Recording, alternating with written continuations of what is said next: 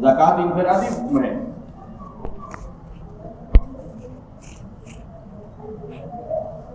تو قارون کے ساتھ جو معاملہ ہوا ہے وہ انفرادی حکم کے پامال کرنے کی وجہ سے پوری قوم اس کے ساتھ ہلاک نہیں ہوئی، صرف قارون اور اس کا مال ہلاک ہوا ہے.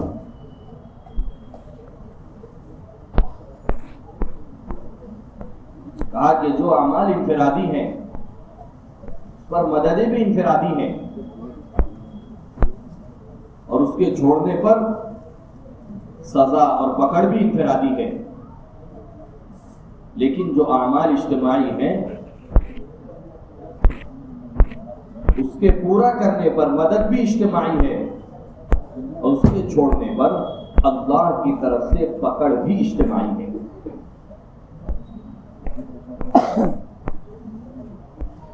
انہی میں سے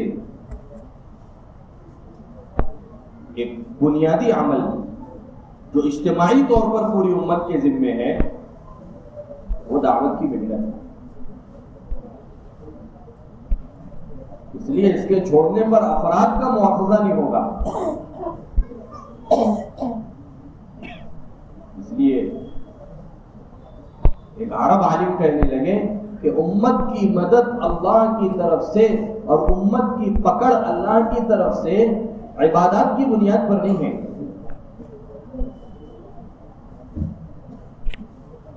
مدد عبادات کی بنیاد پر، اس لیے کہ حدیث میں صحابہ نے پوچھا اللہ کے نبی ہم میں دیندار، صلحاء، عبادت گزار، تہجد گزار موجود ہوں گے پھر بھی امت ہلاک کر دی جائے گی. آپ نے فرمایا ہاں، اگر برائی کا غلبہ ہو تو دینداری، عبادت، تہجد گزاری کے باوجود امت ہلاک کر دی جائے گی.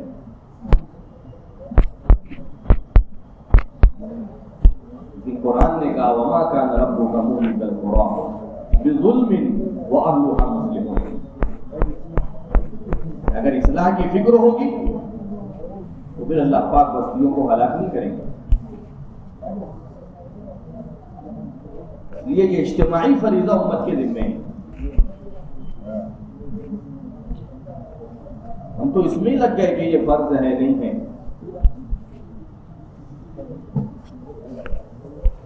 بڑے عالم یہ کہنے لگے اس کام کے بارے میں یہ کہنا کہ یہ فرض ہے یا فرض نہیں ہے، کہا کہ یہ بھی کام کی حق طلبی ہے، یہ فرض نہیں، یہ تو ام الفرائض ہے. ارے فرائض جو ہے وہ اس کے ذریعے سے زندہ ہوں گے. اس لیے میرے عزیز و بزرگوں، اللہ رب العزت نے محنت عطا فرمائی ہے. اس امت کی خصوصیت ہے، امت کی خصوصیت ایک اکیلے فرد کو اس محنت میں شامل کرنے کے لیے نہ جانے کتنی منت سماجت کی حضرت موسیٰ نے اللہ تعالیٰ سے،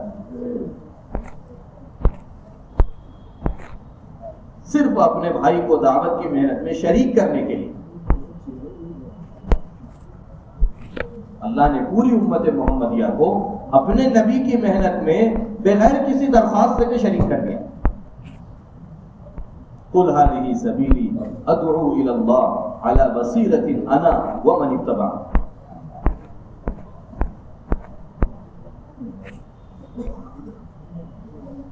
سے علماء نے لکھا ہے چونکہ پوری امت محنت میں شریک ہے اس لیے تعریف بھی پوری امت کی گئی ہے. کنتم خیر امتی. پچھلی امتوں میں محنت افراد پر تھی تو تعریف افراد کی ہوئی. حضرت موسیٰ کی تعریف ہے، حضرت ابراہیم کی تعریف ہے، حضرت نوح علیہ السلام کی تعریف ہے، کیونکہ محنت افراد نے کی ہے. فرعون کے پاس حضرت موسیٰ گئے، حضرت ہارون گئے، بنی اسرائیل نہیں گئی. لیکن علماء فرماتے ہیں کوئی غزوہ ایسا نہیں ملتا ہے جس میں حضور پاک صلی اللہ علیہ وسلم تنہا گئے ہو، آپ کے ساتھ صحابہ نہ ہو.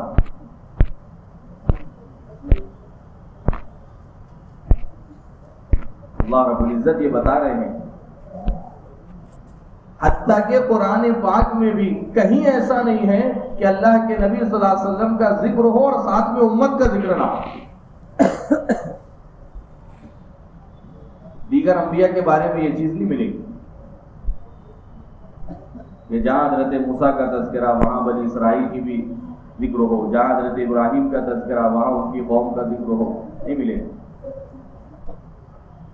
لیکن 10 آیت ایسی ہے اللہ کے نبی صلی اللہ علیہ وسلم کا ذکر ہے، ساتھ میں امت کا ذکر ہے. لیکن الرسول والذین آمنوا معه جاہدوا باموالهم وانفسهم فی سبیل اللہ اولئک لهم الخیرات واولئک هم المفلحون. محمد الرسول اللہ والذین معه اشداء علی الکفار آمن الرسول بما انزل الیہ من ربه والمؤمنون یا ایھا النبی حسبک اللہ ومن اتبعک من المؤمنین انا لننصر رسولنا والذین آمنوا فی الحیاۃ الدنیا ویوم یقوم الاشہاد. بہت سی آیتیں.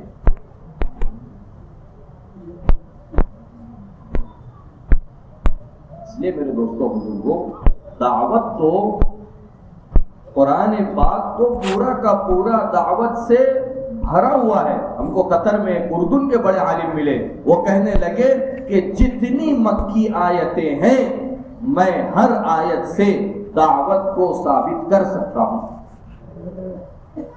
قرآن کا اکثر حصہ وہ مکہ مکرمہ میں نازل ہوا ہے. احکامات تو بہت تھوڑے ہیں، 500 کچھ آیتیں ہیں، لیکن اللہ معاف کرے وہ سارے فرائض جو مدینہ منورہ میں نازل ہوئے کسی نہ کسی درجے میں امت میں اس کا اہتمام ہے. لیکن وہ فریضہ جو سب سے پہلے امت کے ذمہ دیا گیا اور جو مکی زندگی میں 13 سال رہا، ایسا فریضہ کہ جس کے ہوتے ہوئے دوسرا کوئی فریضہ نہیں تھا، دعوت اللہ. 13 سال مکی زندگی میں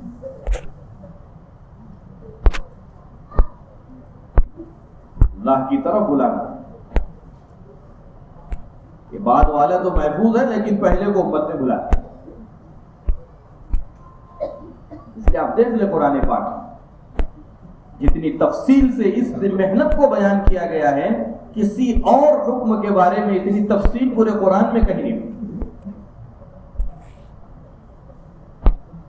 اتنی تفصیل سے دعوت کو بیان کیا. بلکہ ایک بڑے عالم کہنے لگے اللہ نے واقعی مولانا الیاس صاحب رحمۃ اللہ علیہ کی جو تڑپ تھی اور حضرت کی جو فکر تھی کہ عرب علماء اس کام کو لے کر کے کھڑے ہوں، وہ چیز پھرنے کے بعد سمجھ میں آتی ہے کہ جو قرآن و حدیث کا علم اللہ پاک ان پر کھول رہے ہیں اور وہ قرآن و حدیث سے جو دعوت کو سمجھا رہے ہیں، ہماری برسوں میں وہاں تک نگاہ نہیں جائے. الیاس صاحب رحمۃ اللہ علیہ فرماتے تھے جس دن ہندوستان کے علماء اس کام کو سمجھ لیں گے اور اس کام کو لے کر کے کھڑے ہو جائیں گے، عرب کی عوام میں اس کام کا تعارف ہو جائے گا. اور جس دن عرب کی عوام اس کام کو لے کے کھڑے ہوں گے، عرب کے خواص علماء اس محنت کو لے کر کے کھڑے ہو جائیں گے. اور جس دن اس کام کو عرب علماء لے کر کے کھڑے ہو جائیں گے، کام کا پوری دنیا میں تعارف ہو جائے گا. زبردست علم اللہ نے ان کو دیا. بڑے عالم جو ہے وہ ہم سے کہنے لگے کہ عبادات میں اختلاف ملتا ہے، دعوت میں کوئی اختلاف نہیں ملتا. عبادات کی شکلیں مختلف ملتی ہیں. امام شافعی رحمۃ اللہ علیہ کے یہاں نماز کا طریقہ کچھ اور ہے، امام ابو حنیفہ رحمۃ اللہ علیہ کے یہاں کچھ تھوڑا سا فرق ہے، امام احمد بن حنبل رحمۃ اللہ علیہ کے یہاں تھوڑا سا اس میں کچھ اور تبدیلی ہے. لیکن پوری دنیا میں آپ پھر لو، ہم لوگ جہاں گئے موریتانیہ مراکش، یہاں فقہ مالکی ہے، قطر میں فقہ حنبلی ہے، امارات میں فقہ شافعی ہے. لیکن کہیں ایسا نہیں ملا کہ یہ حنبلی گشت ہے اور یہ مالکی گشت ہے اور یہ شافعی گشت ہے. فرمایا اس کی وجہ یہ ہے کہ عبادات کو اللہ نے قرآن میں مجمل بیان کیا، اس کی تفصیل احادیث میں ہے. اور دعوت کو قرآن میں مجمل نہیں بلکہ مفصل بیان کیا، اس لیے اس میں کسی قسم کا کوئی اختلاف ہی نہیں ہے۔ ایک ہی گشت ہے پوری دنیا میں، ایک ہی طرز پر محنت ہے،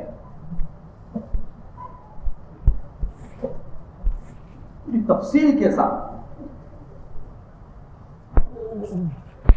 آپ دیکھ لیں سورہ نوح میں اور اسی طریقے سے سورہ صافات میں، سورہ صاد میں اور دیگر سورتوں میں انبیاء علیہ السلام کی دعوت ملے گی، محنت ملے گی۔ یہی وجہ ہے، علماء نے لکھا ہے کہ اللہ نے دیگر آسمانی کتابیں یکبارگی انبیاء کو دی ہے۔ قرآن واحد ایسی کتاب ہے جو 23 سال کے عرصے میں اتارا گیا۔ کیوں؟ اس لیے کہ اس امت کی تربیت انبیاء والی محنت کے اعتبار سے کرنا مقصود تھا، اس لیے جیسے جیسے محنت کے اعتبار سے حالات آتے جاتے تھے ویسے ویسے اللہ کی طرف سے قرآن اتارا جاتا ہے۔ اللہ کہہ رہے ہیں کہ یہ قصے ہم اس لیے بیان کر رہے ہیں کہ آپ کی ثابت قدمی کے لیے، ان کو جمانے کے لیے۔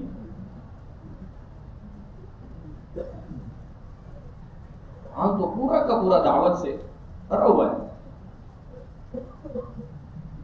عبادات کا حصہ تو بہت مختصر ہے، زیادہ سے زیادہ نماز کے بارے میں آپ کو ملے گا کہ نماز قائم کرو، نماز وقت کے ساتھ تم پر مقرر ہے۔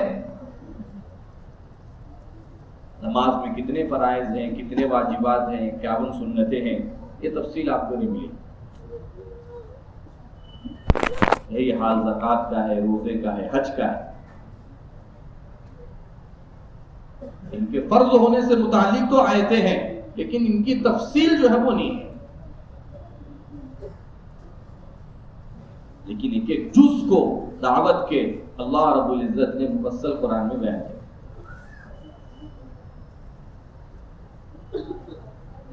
انبیاء نے کیسے اپنی اقوام کو دعوت دی اور ان کی طرف سے کیا رد عمل رہا، پھر اللہ کی طرف سے کیا فیصلہ ہوا، ساری چیزیں تفصیل کے ساتھ۔ میرے دوستوں، بزرگ اور عزیزوں، ہمیں اندازہ ہوگا کہ اس کے ذریعے سے ہمیں اپنے کام پر بصیرت آئے گی۔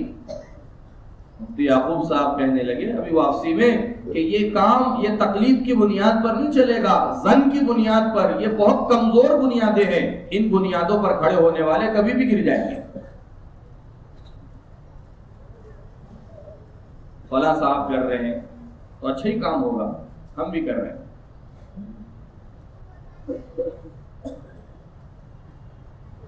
یا لوگ کہتے ہیں کہ بہت اچھا کام ہے تو حسن ظن میں کر رہے ہیں۔ کہ ظن اور تقلید کی بنیاد پر یہ بہت کمزور بنیادیں ہیں۔ ہاں، بصیرت کے ساتھ جو ہے اس کے اندر جماؤ آئے گا۔ یہ محنت اللہ رب العزت نے عطا فرمائی ہے بعینہ۔ مفتی صاحب کہنے لگے انبیاء والی محنت قرار دینے میں اور صحابہ والی محنت قرار دینے میں بعینہ ایک خلجان جو صرف لوگوں کو رہتا ہے وہ یہی ہے کہ وہ قتال تھا، اور یہ تو قتال سے خالی ہے، یہ تو دعوت ہے، تو وہ کچھ اور ہے، یہ کچھ اور ہے۔ ہمیں ایک عرب عالم ملے، بڑی زبردست بات انہوں نے کہی، فرمایا کہ قتال تو ایک وقتی چیز تھا، دعوت فرمایا یہ اصل تھی، اس لیے اللہ کے نبی صلی اللہ علیہ وسلم نے ایک لمحے کے لیے بھی دعوت کے روکنے پر سمجھوتا نہیں کیا۔ اپنے چچا سے صاف کہا ہے لو وضعت الشمس فی یمینی والقمر فی یساری ما ترکت هذا الامر، میرے دائیں ہاتھ میں سورج رکھ دو بائیں میں چاند، میں اس کام کو نہیں چھوڑ سکتا۔ اور صلح حدیبیہ میں 10 سال تک قتال بند رہے گا، حضور نے اس پر صلح کر لی۔ بلکہ علماء فرماتے ہیں کہ اللہ کے نبی صلی اللہ علیہ وسلم جو چھوٹی چھوٹی باتوں میں صحابہ سے مشورہ کرتے تھے، اتنا بڑا فیصلہ آپ نے انفرادی کر لیا، مشورہ تک نہیں کیا صحابہ سے۔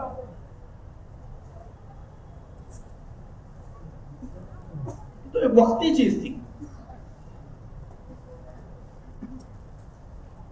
بلکہ انہوں نے مثال دی جیسے کسی جگہ آگ لگ جائے اور بہت بھیڑ کا علاقہ ہے،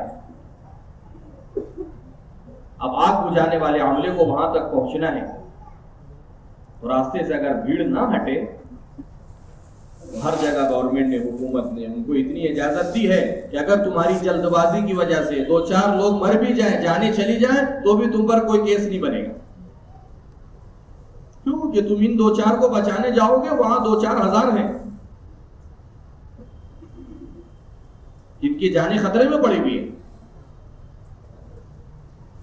کیا ایسے ہی صحابہ کا مقصود تو یہ ہوتا تھا کہ یہ فلاں علاقہ ہے، یہ جہنم کی آگ میں اپنے آپ کو جلا رہا ہے، یہ کفر اور شرک سے نکل کر کے ایمان اور اسلام کی سلامتی کے اندر آ جائے. اب ان 2-4 ہزار کو جو ہے وہ پورے علاقے کو بچانے میں اگر درمیان میں 25-50 ہزار 2,000 آ جاتے تھے تو کہیں اس روڑے رکاوٹ کو صاف کیا جاتا تھا. مقصد یہ نہیں تھا. اس لیے میرے دوستوں، بزرگ اور عزیزوں، اللہ رب العزت نے محنت دی ہے. خروج کے ذریعے سے، مذاکرے کے ذریعے سے آدمی نہیں سمجھ سکتا. آدمی جب نکلے گا جان اور مال کی قربانی، اور جتنی دور کے لیے اور جتنی دیر کے لیے نکلے گا، اللہ پاک اس کی اس قربانی کے ذریعے سے اس کو کام سمجھائیں گے. کام کی ضرورت، کام کی اہمیت، کام کی افادیت. جیسے تاجر ہے، نفع کی بنیاد پر تجارت میں ترقی کرتا، اگر اس کو کاروبار میں نفع نہیں دکھے تو وہ کاروبار بدل دیتا ہے. ایسے ہی دعوت کا نفع اگر ہمارے سامنے نہیں ہوگا، انسان سوچے گا چلو یہ بھی ایک کرنے کا کام ہے، اگر اس کے ذریعے سے اصلاح نہیں ہو رہی ہے تو کوئی اور طریقہ، کوئی اور راستہ اختیار کرنا. اس لیے کام کا، محنت کا نفع ہمارے اپنے سامنے. اس کے ذریعے سے زندگیوں کے اندر صفات کا آنا، اس کے ذریعے سے یقین کی وہ مضبوطی اور یقین کی مایا کا اندر میں بننا، اور اللہ کی ذات عالی سے تعلق کا مضبوط ہونا. عربوں میں ہم نے یہ چیز دیکھی، 3 سال ہوا، 4 سال ہوا کام میں لگے ہیں. ایسا پختہ اور ایسا مضبوط یقین ہے کہ خروج میں تو فون دور کی بات ہے، موبائل دور کی بات ہے، مسجد میں بھی لے کر کے آنے کو عیب سمجھتے ہیں.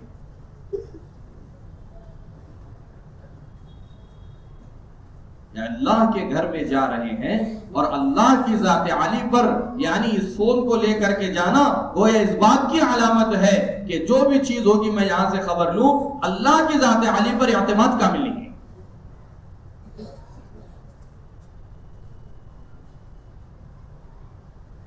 کتنے ایسے ساتھی ملے جن کی جماعتوں میں پہلی شرط یہ ہوتی ہے کہ آپ کو جو ہے وہ اس گندگی کو جو ہے وہ رکھ کر کے آنا پڑے.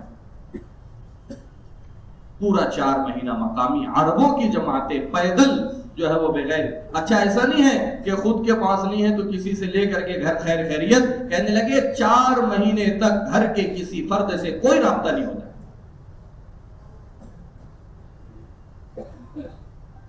چھوٹا موٹا 24 دن کا کارخانہ اور ایسے دکان نہیں ہے، بڑے بڑے کاروبار والے، بڑی بڑی ذمہ داریوں والے، بڑی بڑی پوسٹ والے.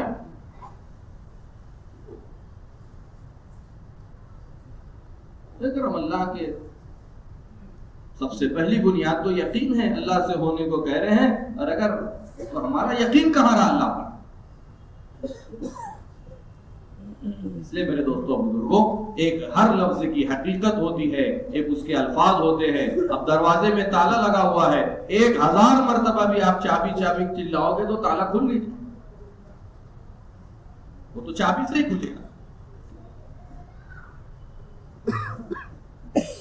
پیاس لگی ہے، انسان 100 مرتبہ پانی پانی کہے تو اس سے پیاس بجھ نہیں جائے گی. ہر چیز کی حقیقت ہے.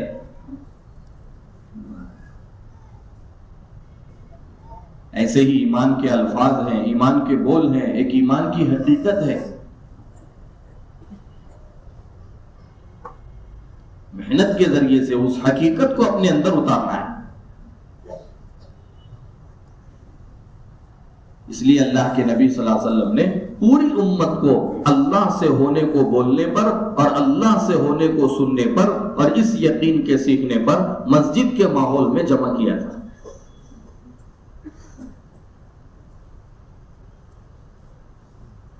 اللہ معاف فرمائے، جو وقت مسجد کے اندر گزرنا تھا ایمان اعمال کے ماحول میں باطل کی محنت کے ذریعے سے 50 یہ ٹھکانے مسجد کے باہر قائم ہو گئے جہاں وقت گزر رہا ہے اور وہ سارا وقت جو ہے وہ لایانی میں فضولیات میں ادھر ادھر کی چیزوں میں گزر رہا ہے. پورے موریتانیہ کے سفر میں ایک ہوٹل کہیں دیکھنے کو نہیں ملی جہاں لوگ جمع ہوتے ہو اور چائے اور جو ہے وہ گھنٹوں بیٹھ کر کے ادھر ادھر کے تذکرے مذاکرے کرتے ہو. کہیں دیکھنے میں بھی کوئی ہوٹل نظر نہیں آئے. کیا مانو؟ کہیں نہیں. یا تو اپنے گھر میں رہیں گے یا مسجد میں رہیں گے یا کاروبار میں رہیں گے. چوتھا کوئی ٹھکانہ پورے ملک میں نہیں.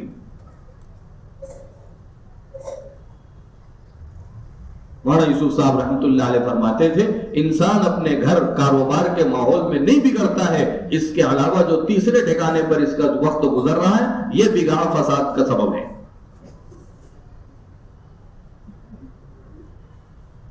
اللہ کے نبی صلی اللہ علیہ وسلم نے ہر حال میں اپنے امت کو مسجد سے جوڑا تھا.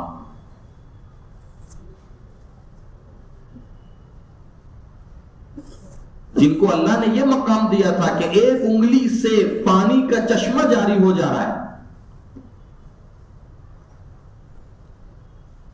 اور جن کے ہاتھوں پر ایسی برکتیں ظاہر ہو رہی ہے کہ 14 آدمی کا کھانا 1400 کے لیے کافی ہو جا رہا ہے، وہ بھوک کے لگنے پر مسجد تشریف لا رہے ہیں. کیوں؟ امت کی تعلیم و تربیت کے لیے. تمہاری بھوک پیاس کا، تمہاری روزی روٹی کا، تمہارے مسائل، تمہاری بیماری آرامی کا، ساری چیزوں کے مسائل کا حل وہ مسجد سے جڑا ہوا ہے.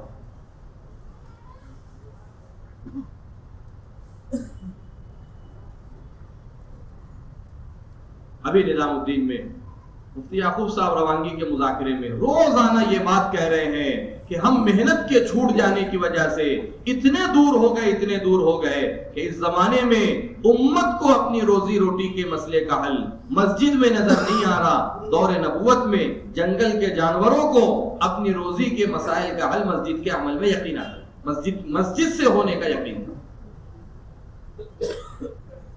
پھر اس پر وہ واقعہ سناتے ہیں جو حیات الصحابہ میں اللہ کے نبی صلی اللہ علیہ وسلم عصر کی نماز سے فارغ ہوئے، 100 بھیڑیے آپ کی خدمت میں مسجد نبوی میں حاضر ہوئے.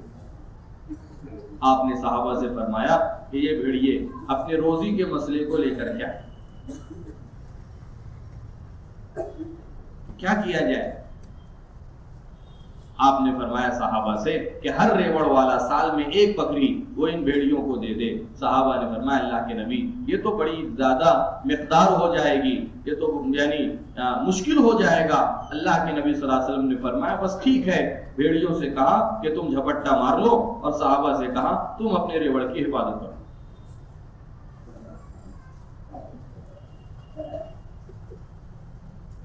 مولانا یوسف صاحب رحمۃ اللہ علیہ فرماتے تھے اس محنت کے ذریعے سے یہ بات چاہی جا رہی ہے کہ جتنا یقین اپنے کاروبار سے مسائل کے حل کا اور جتنا ضرورت کے پورا ہونے کا یقین اپنی دکان اپنی تجارت سے ہے، اس سے زیادہ یقین مسجد کے عمل اور مسجد کے ماحول سے اپنے مسائل کے حل کا یقین پیدا ہو جائے. یہاں سے ہمارا مسئلہ ہے. مسجد کے اندر ایمان کا مذاکرہ اتنا خوش ہوتے تھے جب مسجد آبادی کا عمل ان کے سامنے پیش کیا جاتا تھا. بعض موقعوں پر موریتانیہ میں ہم نے گنا کہ کتنے لوگ مسجد آبادی میں شریک ہیں، 100 سے زیادہ لوگ مسجد آبادی کے عمل میں شریک ہیں. قرآن کا حلقہ، ایمانیات کا مذاکرہ، تشکیلیں ہو رہی ہیں، مقامی کام سمجھایا جا رہا ہے، خروج کے اعتبار سے تیار کیا جا رہا ہے. چھوٹی چھوٹی جماعتیں بنا کے حلقہ لگا کے ساتھی بیٹھے ہوئے ہیں. وہاں کے بڑے عالم کہنے لگے کہ ان حلقوں کو دیکھ کر کے لگتا ہے کہ دور نبوت میں اسی طریقے سے دین سکھایا جاتا تھا.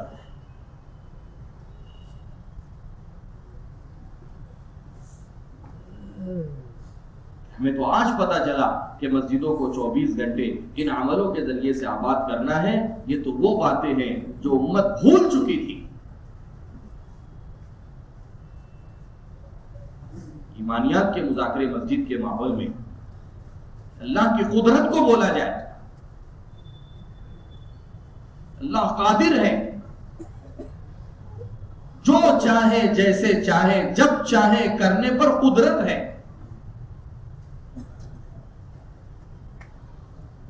فرعونیوں پر اللہ کا عذاب مسلط ہوا، پانی منہ تک لاتے تھے، وہ پانی خون بن جاتا تھا۔ ارسلنا علیہم الطوفان والجراد والقمل والضفادع والدم آیات مفصلات، ان میں ایک عذاب ان میں خون کا بھی ہے۔ تو بنی اسرائیل کی عورتوں سے کہتے تھے ایسا کرو، تمہارے منہ میں پانی پانی ہی رہتا ہے، تم پانی اپنے منہ میں لے کر کے ہمارے منہ میں کلی کرو۔ علماء نے لکھا ہے کہ وہ بنی اسرائیل کی عورتیں منہ میں پانی لیتی اور ان کے منہ میں ڈالتی تو ان کے منہ میں تو وہ پانی ہوتا، ان کے منہ میں جانے سے پہلے خون بن جاتا۔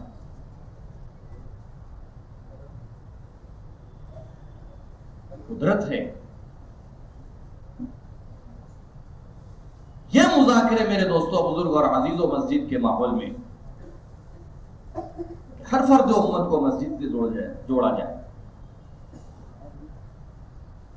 نئے نئے ساتھیوں کو جو ہے وہ مسجد کے ماحول میں لا کر کے ان سے جو ہے وہ ایمان کا مذاکرہ۔ میرے دوستوں بزرگوں، مولانا یوسف صاحب رحمۃ اللہ علیہ فرماتے تھے پرانوں کا نیوں کے ذریعے سے، نیوں کے ساتھ جب اختلاط ہوگا تو یہ عمل پرانوں کے لیے ترقی کا اور نیوں کے لیے تربیت کا ذریعہ اللہ پاک بنائے گا۔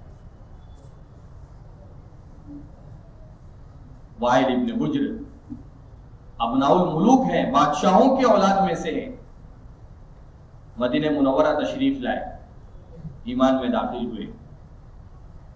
اللہ کے نبی صلی اللہ علیہ وسلم نے ان نئے صحابی کو حضرت معاویہ رضی اللہ تعالی عنہ کے ساتھ جوڑا، پرانے ہیں، کاتب وحی ہیں۔ اب حضرت وائل ابن حجر تو بادشاہ ہیں، شہزادے تھے، سواری پر سوار ہے، استاذ جو ہے وہ پیدل ہے، استاذ کے پیر میں چپل بھی نہیں ہے، سخت گرمی ہے۔ کہنے لگے مجھ کو سواری پر سوار کر لو۔ کہا کہ اگر اس تانے کا اندیشہ نہ ہوتا کہ لوگ کہیں گے کہ دیکھو غلام کو شہزادے کی سواری پر سوار کر لیا، تو میں تم کو اپنی سواری پر بٹھا لیتا۔ کہنے لگے کم سے کم اپنا چپل تو دے دو، نہیں دیا۔ اتنا کر سکتے ہو سائے میں چلو۔ پھر اللہ نے حالات بدلے، وقت بدلا، دمشق کے گورنر بنائے گئے امیر معاویہ رضی اللہ تعالی عنہ، تخت پر بیٹھے۔ آدمی بھیجا مدینہ منورہ کہ وائل ابن حجر کو بلا کر کے لاؤ، اور اپنے سامنے کھڑا کیا، فرمایا وائل میرا تخت اچھا ہے یا تمہارا گھوڑا اچھا ہے؟ کہنے لگے حضرت ہم تو نئے نئے تھے، سے غلطی ہو گئی، معاف کر دیں۔ اس پر مولانا یوسف صاحب رحمۃ اللہ علیہ فرماتے تھے اللہ تعالیٰ پرانوں کو ترقی دیں گے اور نیوں کی تربیت ہوگی۔ اس لیے میرے دوستوں بزرگ اور عزیزوں، اللہ رب العزت نے محنت کے ذریعے سے صفات، خوبیاں ہمارے اپنے اندر آئیں گی۔ اللہ نے بڑی صفات عربوں کے اندر رکھی ہے، بہت خوبیاں ہیں۔ اگر ان صفات کے ساتھ وہ کام پہ کھڑے ہو جائیں، نئے نئے کام میں لگے ہوئے، مشوروں میں آتے ہیں، ہم نے خود اپنے کانوں سے سنا، ذمہ داروں کے سامنے تقاضا رکھتے ہیں کہ ہم کو وہ ملک دو جہاں اب تک جماعت نہیں گئی ہو، جماعت کا کوئی استقبال نہ ہو، وہاں یہاں تک کہ اگر ہوٹلوں میں ٹھہرنا پڑے، ہمیں مکانات گھر کرائے پر لینا پڑے، ہم اس کے لیے بھی تیار ہیں، ہمیں ایسے علاقے کے لیے بھیجو۔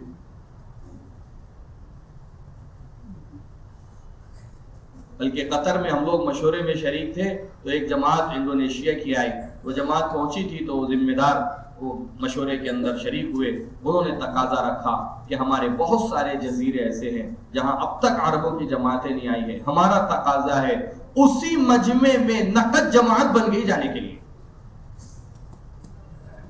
اتنے استعداد اللہ رب العزت نے رکھی ہیں، جو لگے ہوئے ہیں، پھر وہ اپنا تن من دھن سب کچھ لگانے کے لیے تیار ہے۔ بڑی قربانی کے ساتھ لگے۔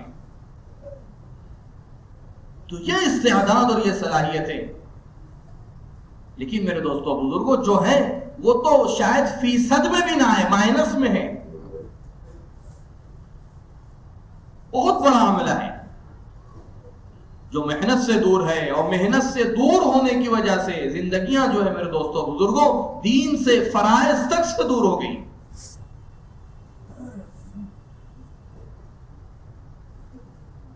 امام احمد ابن حنبل رحمۃ اللہ علیہ کے بارے میں آتا ہے، ہمیشہ ان کو کمر میں تکلیف رہتی تھی. ایک مرتبہ شاگرد نے اس جلاد سے جس نے حضرت کو کوڑے مارے تھے جا کر کے پوچھا کہ تو نے بڑے میاں کے ساتھ ایسا کیا کیا ہے، کمر میں ہمیشہ انہیں تکلیف رہتی ہے. فرمایا ایک مرتبہ میں نے کوڑا مارا جس سے ان کی کمر پھٹ گئی تھی، میں نے اس کمر کو ایسے ہی سی دیا، اندر وہ چمڑی باقی رہ گئی تھی. کتابوں میں لکھا ہے امام احمد بن حنبل رحمۃ اللہ علیہ کو کوڑا مارا جاتا تھا اور آپ کہتے تھے اللہم اغفر للمعتصم، اے اللہ معتصم باللہ کی مغفرت فرما دے.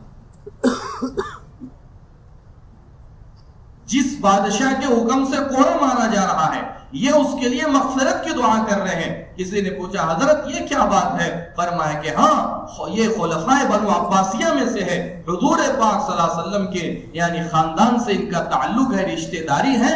اگر میں نے اس کے خلاف بد دعا کر دی آخرت میں نبی جی کو کیا منہ دکھاؤں؟ میرے دوستو بزرگ اور عزیزوں، یہ جو آج صحابہ کی اولادیں ہیں، یہ صحابہ کی نسلیں ہیں، ان کے باپ داداؤں کے احسان تلے ہمارے جسم کا رواں رواں دبا ہوا ہے. میرے عزیزوں بزرگوں، کل کو ان کے سامنے ہم کیا منہ دکھائیں گے اور کیا عذر پیش کریں گے جنہوں نے ہمارے لیے کوئی عذر باقی نہیں رکھا ہے.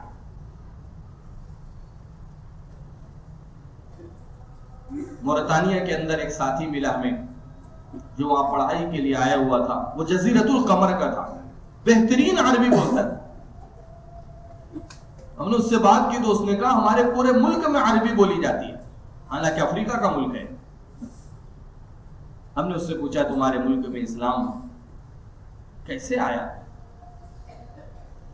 اس نے کہا کہ ہمارے یہاں کی تاریخ میں یہ بات ہے کہ اللہ کے نبی صلی اللہ علیہ وسلم کی حیات میں ہی یہ خبر پہنچی کہ نبی آخر الزمان مدینہ منورہ تشریف لا چکے ہیں، تو ہمارے یہاں کے جو بادشاہ ہیں یہ اپنے وزیر کو لے کر کے نکلے مدینہ منورہ. لیکن کشتی کا سفر تھا، سمندری سفر، تو لگ بھگ 6 مہینے لگ گئے مدینہ منورہ پہنچنے میں. اور جب وہ پہنچے تو پتہ چلا کہ اللہ کے نبی صلی اللہ علیہ وسلم کا انتقال ہو چکا ہے.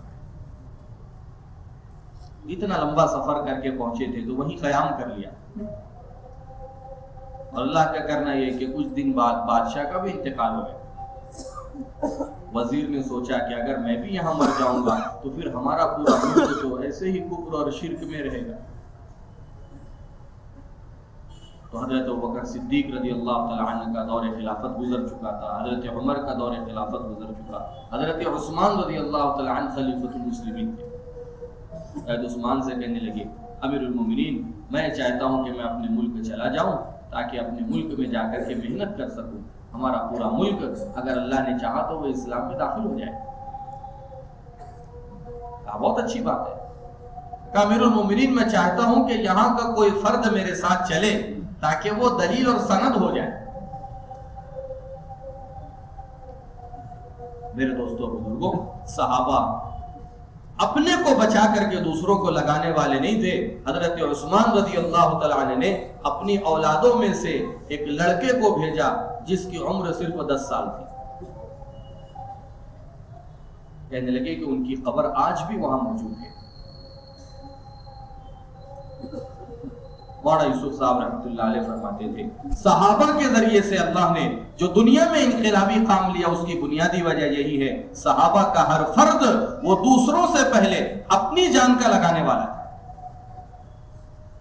فرما رہے ہیں ان معی قوم یحبون الموت کما یحب الاعاجم الخمر، میرے ساتھ ایسی جماعت ہے جو موت کو ایسا محبوب رکھتی ہے جیسے تم عجمی لوگ شراب کو محبوب رکھتے ہیں. بڑے سے بڑے تقاضے کو صحابہ بڑھ چڑھ کر کے لیا کرتے ہیں.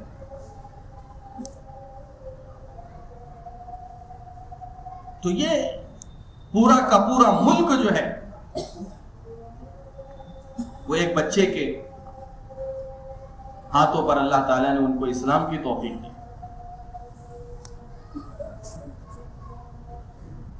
لیکن میرے دوستوں بزرگوں، اس وقت میں باطل کی محنت کے ذریعے سے اور باطل کی جو ہے وہ محنتوں کے ذریعے سے آج جو ہے ماحول بہت تیزی کے ساتھ بدل رہا ہے. مراکش کے اندر تو اللہ معاف فرمائے کئی جگہ ایسی ہے، نوجوان ہم کو دیکھ کر کے ہنستے تھے، یہ کون سی دنیا کے لوگ آ گئے. اللہ معاف فرمائے ایسے حقارت آمیز انداز میں. وہاں کے ایک عالم کہنے لگے امت کے لیے آج عبادات وہ اجنبی چیز نہیں رہ گئی، لیکن جس محنت کے ذریعے سے ساری عبادات وجود میں آئی تھی وہ محنت آج امت کے لیے اجنبی ہو گئی. جڑنا نہیں سمجھ میں آ رہا ہے، نکلنا نہیں سمجھ میں آ رہا ہے، قربانی نہیں سمجھ میں آ رہی.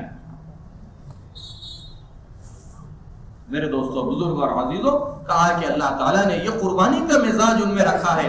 اگر وہ کھڑے ہو جائیں تو اللہ نے آج بھی ان کے ایک ایک فرد کے اندر ملکوں کے اور علاقوں کے پلٹنے کی اللہ نے صلاحیت رکھی. صفات ہے بڑی، اور ہماری یہ محنت ہے اس صفات کو اپنی زندگی میں لانے. ایک عرب عالم کہنے لگے کہ اللہ نے ذات کے بننے کی جگہ تو ماں کا پیٹ بنایا ہے، صفات کے بننے کی جگہ اللہ نے یہ دنیا بنائی ہے. یہ دنیا صفات کے بننے کی جگہ، صفات کے بنانے کی جگہ ہے. اور فرمایا اللہ کے یہاں مقام صفات کے اعتبار سے ہے کہ جہاں کہیں قرآن میں اللہ کی معیت اپنے بندوں کے ساتھ ہے، وہاں آپ دیکھو گے یہ معیت صفات والوں کے ساتھ ہے. قرآن میں اللہ نے یہ نہیں کہا کہ اللہ حج کرنے والوں کے ساتھ ہے، اللہ زکوٰۃ دینے والوں کے ساتھ ہے، اللہ روزہ رکھنے والوں کے ساتھ ہے. ان اللہ مع الصابرین، ان اللہ مع المتقین، ان اللہ مع الذین اتقوا والذین هم محسنین. اللہ کی معیت صفات والوں کے ساتھ. یہ خوبیاں اور یہ صفات ہمارے اپنی زندگی کے اندر آئے. اللہ کے یہاں بھاؤ صفات کا لگے. قطر میں ایک بڑے عالم ہیں مراکش کے، جو اس وقت 35 سال ہو گئے قطر میں مقیم ہو گئے، وہیں کے یعنی رہواسی ہو گئے، اصل رہنے والے مراکش کے. بڑے زبردست عالم ہیں اور بہت پرانے کام میں لگے ہوئے. کئی مرتبہ ہندوستان کا سفر ہو چکا ہے. ہمارے اورنگ آباد کے اجتماع میں بھی آئے ہیں. وہاں کے شاہی امام ہیں. بڑا اللہ نے پورے ملک میں ایک اثر رسوخ دیا ہے. اللہ کا کرنا یہ کہ شاید ہی کوئی ہفتہ ایسا خالی جاتا ہو جس میں وہ ہماری جماعت کی نصرت کے لیے نہ آتے. اور کبھی خالی ہاتھ نہیں آتے تھے، کچھ نہ کچھ شروع اکرام کے ساتھ. ایک مرتبہ تو پوری جماعت کو اپنے گھر مدعو کیا. وہاں کے مقامی عرب یہ کہتے تھے کہ 30 سال میں ہم نے کبھی کسی جماعت کے ساتھ حضرت کی اتنی آمد و رفت نہیں دیکھی. تم نے ایسا کیا کر دیا؟ تو ہم نے حضرت سے ایک مرتبہ یہ کہا کہ حضرت یہ مقامی عرب یہ کہتے ہیں. وہ ہنسنے لگے اور کہنے لگے دیکھیے نظام الدین کی عظمت اور وہاں کے لوگوں کی عظمت، ہم ان کے سامنے بچے جیسے تھے بالکل. لیکن وہ کہہ رہے ہیں کہ اس منبع سے یہ جماعت آئی ہوئی ہے جہاں سے اللہ نے ساری دنیا کے اندر اس محنت کو جاری کیا ہے. اگر چشمہ میرے پاس چل کر کے آیا ہے، مجھ جیسا پیاسا اگر چشمے تک نہ پہنچ سکے، اس سے بڑی محرومی کیا ہوگی.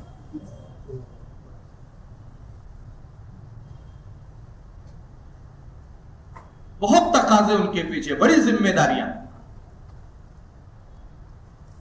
میرے دوستوں بزرگ عزیزوں، مولانا یوسف صاحب رحمۃ اللہ علیہ فرمایا کرتے تھے اللہ نے اس محنت کے اندر وہ تاثیر اور وہ طاقت آج بھی رکھی ہے. دعوت صحیح طور پر وجود میں آ جائے، اللہ نے دلوں کے پلٹنے کی صلاحیت اس میں رکھی ہے. ایسے ایسوں کے دل اللہ پاک پلٹ دیں گے، انسان تصور نہیں کر سکتا. مراکش میں حضرت کا اجتماع طے ہوا جو الحمدللہ ہو بھی گیا. تقریباً 65 ملک کے لوگ اس یورپ کے اجتماع کے اندر شریک ہوئے. تو اجتماع سے کچھ دن پہلے چونکہ مراکش میں محنت مکی ترتیب پر ہے، گھروں میں مکانات میں قیام ہوتا ہے، وہیں سے جو ہے وہ گشت، وہیں تعلیم اور سارے اعمال جو ہے وہیں سے ہوتے ہیں، مسجدوں میں صرف نماز ہے. تو اجتماع سے ایک ہفتہ پہلے، بلکہ تھوڑا سا اور پہلے، کچھ لوگوں نے حکومت کے آدمیوں کے پاس غلط سلط خبریں پہنچائی. یہ پتہ نہیں کون آ رہے ہیں ہندوستان سے، ہمارے ملک کا ماحول خراب نہ کریں، ساری دنیا کو یہاں جمع کر رہے ہیں، پتہ نہیں ان کا کیا مقصد ہے. چونکہ وہاں خلافت ہے، بادشاہت ہے، تو وہ فوراً چوکنا ہو جاتے ہیں. حکومت کے عملے نے کہا کہ ہم اتنی جلد بازی میں فیصلہ نہیں کریں گے، ہمیں 1 ہفتے کا موقع دو. 1 ہفتہ جب انہوں نے پوری تحقیق کی کہ اس ملک میں یہ کام کب سے شروع ہوا، کون سی پہلی جماعت آئی، کہاں سے محنت شروع ہوئی، پھر 1 ہفتے کے بعد انہوں نے ان لوگوں کو بلایا جو چاہتے تھے کہ یہ اجتماع نہ ہو اور یہ جوڑ نہ ہو، اور حضرت اور عاملہ جو ہے وہاں شریک نہ ہو. بلا کر کے کہنے لگے کہ ہم نے 1 ہفتے میں، ان کا وقت نہیں لگا ہے، وہ کام سے شاید مانوس بھی نہیں ہے، پہلی مرتبہ یہ معاملہ ان کے سامنے گیا ہے، لیکن کہنے لگے 1 ہفتے تک ہم نے پورے معاملے کی تحقیق کی اور ہم اس بات پر متفق ہیں اور مطمئن ہیں کہ اجتماع اپنے وقت پر ہوگا اور آنے والے وہ تمہارے نہیں، وہ ہمارے مہمان رہیں گے.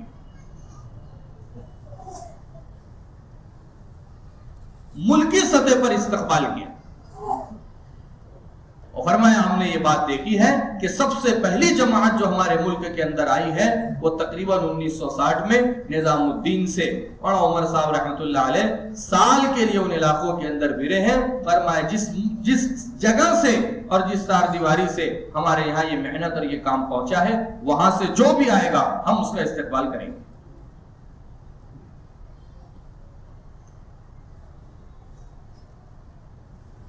یہ میرے دوستوں، بزرگ اور عزیزوں، قربانی کے اعتبار سے ہم بھی اپنے آپ کو جو ہے وہ تیار کر کے، اپنے آپ کو آگے بڑھانے کی محنت ہے، اپنے آپ کو قربانی کے اعتبار سے کم سے کم ہماری فکر.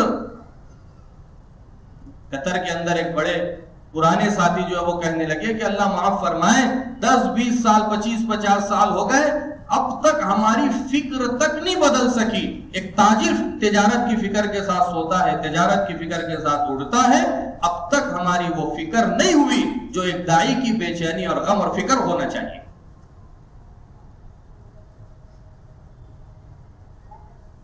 بلکہ ایک جماعت 4 ماہ کی وقت لگا کر کے واپس آئی، اس سے کارگزاری پوچھی، نوجوان تھے اس میں، نئے ساتھی تھے، ان سے کارگزاری لی گئی، آپ کو کیسا محسوس ہوا؟ ایک نوجوان نے کہا اتنا سکون ملا، اتنا سکون ملا، اس سے پہلے کبھی اتنا سکون نہیں ملا. کہا انا للہ و انا الیہ راجعون، ہم تو چاہتے تھے کہ یہ سکون ختم ہو جائے 4 مہینے میں اور بے چینی اندر میں پیدا ہو جائے، اور تم کہہ رہے ہو کہ بہت سکون ملا. یہ محنت تو اپنے اندر ایک غم کے پیدا کرنے کی ہے، ایک بے چینی کے پیدا کرنے کی ہے، ایک درد کے پیدا کرنے کی ہے. ایک درد اندر میں پیدا ہو جائے جو امت کے حالات ہے، جو امت کی بے دینی ہے. ایک عرب رونے لگے یہ کہتے ہوئے کہ نہ جانے دنیا میں کتنے ہزاروں ایسے ہوں گے جو دنیا سے روزانہ بغیر ایمان کے، بغیر کلمے کے دنیا سے جائیں.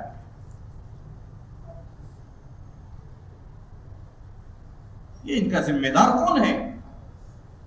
حاجی عبدالوہاب صاحب رحمۃ اللہ علیہ فرمایا کرتے تھے کہ ہماری بدنصیبی ہے کہ ہم اپنا تعارف دنیا کے نقشوں اور شعبوں کے اعتبار سے کراتے ہیں. ہاں آپ کون ہیں؟ ہاں میں تو ڈاکٹر ہوں. آپ کون ہیں؟ ہاں میں تو تاجر ہوں. آپ کون ہیں؟ ہاں میں تو فلاں جگہ ملازم ہوں، میں انجینئر ہوں. اور میں صحابہ کا تعارف سوالات کا یہی تھا، ان اللہ ابتعثنا لنخرج العباد من عبادت العباد الى عبادت رب العباد. تم کون ہو؟ ہم اللہ کی طرف سے بھیجے گئے ہیں اور انسانیت کو اللہ کی طرف بلانے والے ہیں. ہمارا دوسرا تیسرا کوئی تعارف نہیں. میرے دوستوں، بزرگ اور عزیزوں، اللہ رب العزت نے یہ ذمہ داری اور یہ محنت دی ہے، قربانی ہے۔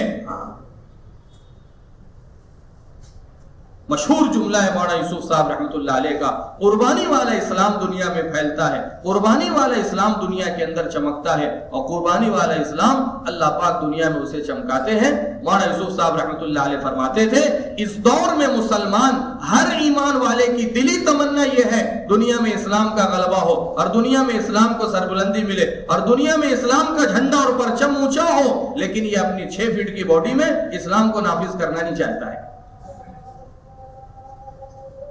یہ دنیا میں اسلام کا غلبہ چاہتا ہے، لیکن اپنے گھر میں اسلام داخل کرنا نہیں چاہتا۔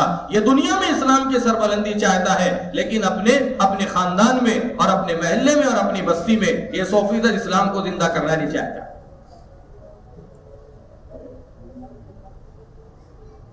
میرے دوستوں، بزرگوں، ہم اپنے کام پر اپنی ذمہ داری پر آ جائیں، اللہ تعالیٰ ایسے ضرورتوں کا انتظام کرے ہم اور آپ تصور نہیں کر سکتے۔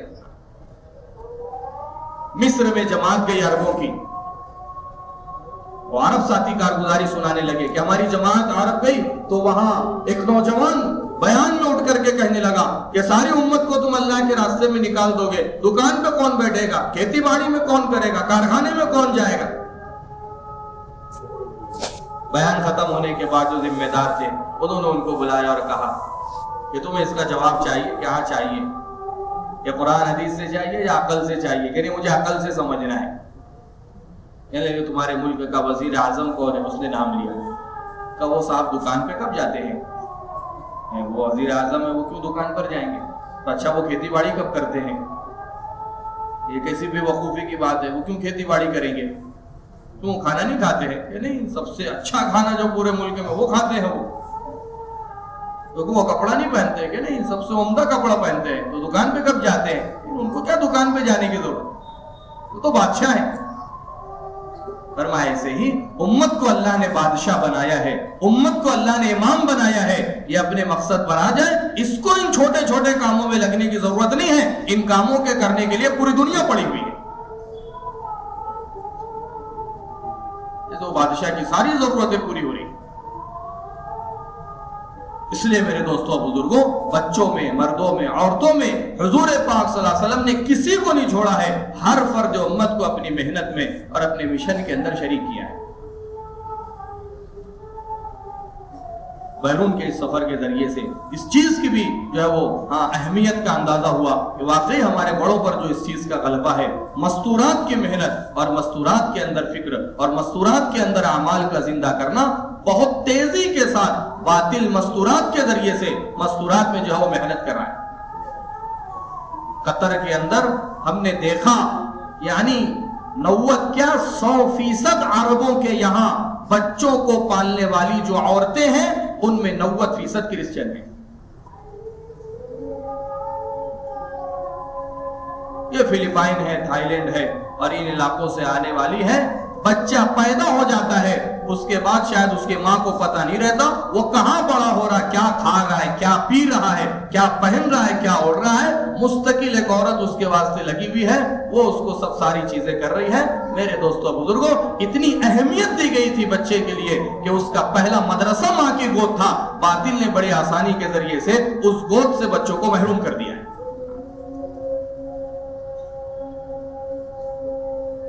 حالانکہ اسی زمانے میں ماؤں کی تربیت یہ تھی۔ ابن جوزی رحمت اللہ علیہ نے ابن قدامہ محدث کا واقعہ نقل کیا ہے، اللہ کے راستے میں کثرت سے پھرتے تھے۔ ایک مرتبہ کسی نے ان سے کہا کہ تم نے اپنے اس سفر میں اور ان غزوات میں کوئی ایسا واقعہ دیکھا ہو جو تمہاری زندگی کے لیے سب سے زیادہ عجیب و غریب ہو؟ فرمایا کہ ہاں، ایک مرتبہ عراق کے ایک شہر کا معرکہ تھا، ہمیں وہاں پر جانا تھا، اس کے لیے میں لوگوں کو اللہ کے راستے میں نکلنے کے لیے آمادہ کر رہا تھا، ترغیبیں دے رہا تھا۔ کہا کہ جمعہ کی نماز سے پہلے میں نے لوگوں کو اللہ کے راستے میں خرچ کے لیے نکلنے کے لیے آمادہ کیا۔ کہا اس رات میں نے اس علاقے کے اندر قیام کیا، آدھی رات کو میرے دروازے پر کسی دستک دینے والے نے دستک دی۔ میں نے سوچا کہ میں اس علاقے میں اجنبی ہوں، کوئی تو مجھے جانتا نہیں ہے، یہ آدھی رات کو میرے دروازے پر کون آیا؟ کہا میں نے دروازہ کھول کر کے دیکھا تو وہ کوئی مرد نہیں، ایک عورت ذات تھی جو سر کے بال سے لے کے پیر کے ناخن تک पूरी पर्दे में ढकी हुई थी, उसके जिस्म का एक हिस्सा भी नजर नहीं आ रहा था। उसने एक थैली मेरे हाथ में बढ़ाई, कहा तुम अबू कुदामा हो? कहा मैं ही अबू कुदामा हूं। कहा तुमने लोगों को अल्लाह के रास्ते में जाने के लिए उभारा है? कहा मैंने लोगों को जाने के लिए तरगीब दी है। कि तुमने अल्लाह के रास्ते में खर्चे के फजाइल बयान किए? कहा मैंने ही फजाइल बयान किए। रो करके कहने लगी मेरा शौहर तो शहीद हो गया, मेरे पास और कोई सरमाया नहीं है, मेरे पास देने के लिए माल नहीं है, और न मैं खुद बगैर महरम के इस रास्ते के अंदर निकल सकती हूँ। हाँ, लेकिन मेरे अंदर लगाने का जज्बा था, मैंने अपने बालों को काटा है, बावजूद इसके कि ये शरीयत के अंदर इसकी इजाजत नहीं है, और उसकी मैंने रस्सियां बनाई है। तुम इन बालों की रस्सियों को अपने उस घोड़े के बांधने के लिए इस्तेमाल करना जिसको तुम अल्लाह के रास्ते में लेकर के जाओगे।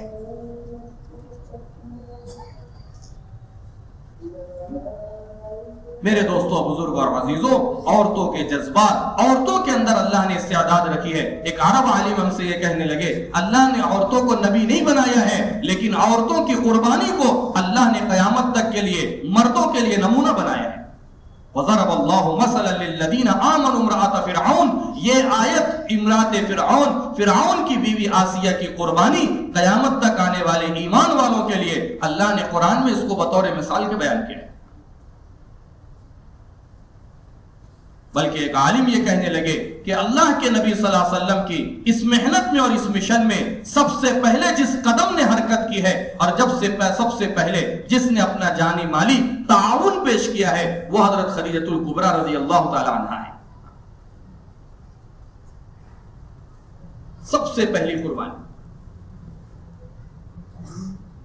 बल्कि फरमाने लगे कि हजरत खदीजतुल कुबरा रज़ियल्लाहु ताला अन्हा का इंतकाल मक्की जिंदगी में हुआ, मदीना मुनव्वरा आप नहीं जा सकी, और मक्की जिंदगी में कोई फरीजा अल्लाह के नबी सल्लल्लाहु अलैहि वसल्लम पर फर्ज नहीं हुआ। हजरत खदीजा ने न रोजा रखा है, न हज किया है, न नमाजें पढ़ी है, उसके बावजूद कुर्बानी की उस सतह पर रही है जिस सतह पर जनाब मोहम्मद रसूलुल्लाह सल्लल्लाहु अलैहि वसल्लम थे। अगर अल्लाह के नबी भूखे हैं तो खुद भी भूखी रहती थी, अल्लाह के नबी बेचैन है खुद भी बेचैन रहती थी, अल्लाह के नबी अगर गमज़दा है खुद भी गमज़दा रहती थी, अल्लाह के नबी अगर अल्लाह के बंदों को अल्लाह की तरफ बुलाने में है, हजरत खदीजतुल कुबरा औरतों में चल फिर करके मेहनत कर रही है और उनको अल्लाह की तरफ बुला रही है। उनकी कुर्बानियों की वजह से और उनके इस ताउन की वजह से और उनके इस साथ की वजह से अल्लाह के नबी सल्लल्लाहु अलैहि वसल्लम को हजरत खदीजा की वफात का इतना सदमा था। उलमा फरमाते हैं कि उस साल का नाम ही आमुल हुज़्न, गम वाला साल रख दिया गया था। हजरत आयशा रज़ियल्लाहु तआला अन्हा फरमाती थी, मा गिरतु अला इम्राअतिन इल्ला खदीजा रज़ियल्लाहु तआला अन्हा, कि किसी औरत पर मुझे इतनी गैरत नहीं आई जितनी हजरत खदीजा पर आती है। अल्लाह के नबी सल्लल्लाहु अलैहि वसल्लम हर मौके पर हजरत खदीजा को याद किया करते थे। बल्कि एक मर्तबा एक औरत हजरत आयशा रज़ियल्लाहु तआला अन्हा के पास तशरीफ लाई, वो हजरत आयशा से बात कर रही थी, और जब वो वापस गई तो हुजूर रो रहे। हजरत आयशा ने पूछा, अल्लाह के नबी क्या बात है? फरमाया, इस औरत की आवाज हजरत खदीजा की आवाज के मुशाबे थी, मुझे खदीजा याद आ गई, और जब खदीजा याद आती है तो उसकी कुर्बानी याद आती है। उस अल्लाह की बंदी ने उस वक्त मेरा साथ दिया जब कोई मेरा साथ देने के लिए तैयार नहीं था।